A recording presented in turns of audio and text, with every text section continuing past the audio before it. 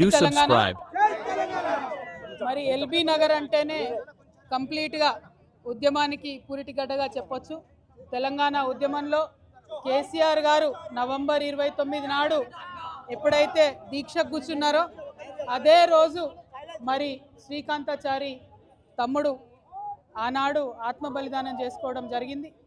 ఆ తర్వాత హాస్పిటల్లో ఉంచి తమ్ముడిని కాపాడుకునే ప్రయత్నం ఎంత చేసినా కూడా అది సాధ్యపడక డిసెంబర్ 3వ తారీఖు నాడు మరి తను ప్రాణాలు వదిలిన విషయం కూడా మనందరికీ తెలిసిందే.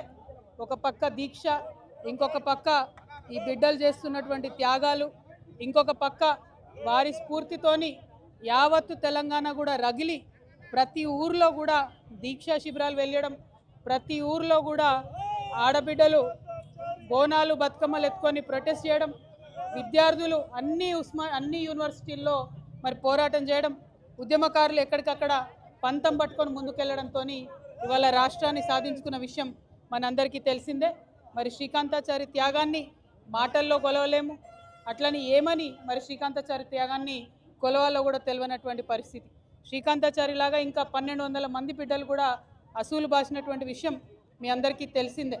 మరి ఇవాళ వారి త్యాగాల పునాదుల మీద రాష్ట్రం ఏర్పాటైంది. ఏర్పాటైన రాష్ట్రంలో ఆనాడున్న బీఆర్ఎస్ గవర్నమెంట్ మరి కొంతమందికి న్యాయం చేసింది, ఇంకా న్యాయం చేయాల్సిన వాళ్ళు ఎంతోమంది ఉన్నారు. ఆనాడు ఉద్యమంలో ఉన్నటువంటి అనేక మందిని మరి గౌరవించుకోవాల్సినటువంటి అవసరం ఉన్నది, ఉద్యమకారులను ఆదుకోవాల్సినటువంటి అవసరం ఉన్నది. మరి ఆనాడు ప్రభుత్వం అమరవీరుల పేరు మీద మంచి స్తూపాన్ని నిర్మించింది, కాకపోతే ఏ ఒక్క ప్రాజెక్టుకు కూడా మరి ఏ ఒక్క అమరవీరుడి యొక్క పేరు పెట్టలేదు.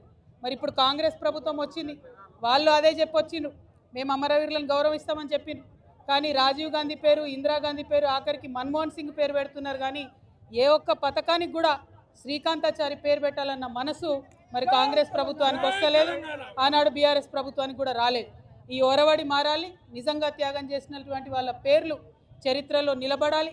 దానికోసం మనందరం కూడా ప్రయత్నం చేయాలి.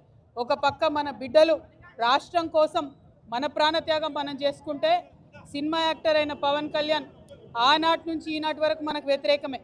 ఇవాళ కూడా ఆయన మాట్లాడుతున్నాడు, తెలంగాణ నాయకుల దిష్టి కళ్ళతోని కోనసీమ పాడైంది అంటున్నాడు.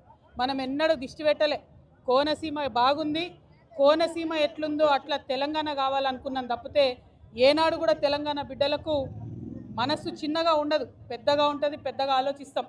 మేము ఇప్పుడు కూడా చెప్తా ఉన్నాం, పవన్ కళ్యాణ్ గారు మా రాష్ట్రం ఏర్పడి 12 సంవత్సరాలు అయింది. ఈ 12 సంవత్సరాల్లో మేము ఎప్పుడు కూడా ఒకటే మాట అన్నాం, జై తెలంగాణ జై ఆంధ్ర అన్నాం. తెలంగాణ ఎంత బాగుందో ఆంధ్ర కూడా బాగుండాలన్నాం. నేను ప్రత్యేకంగా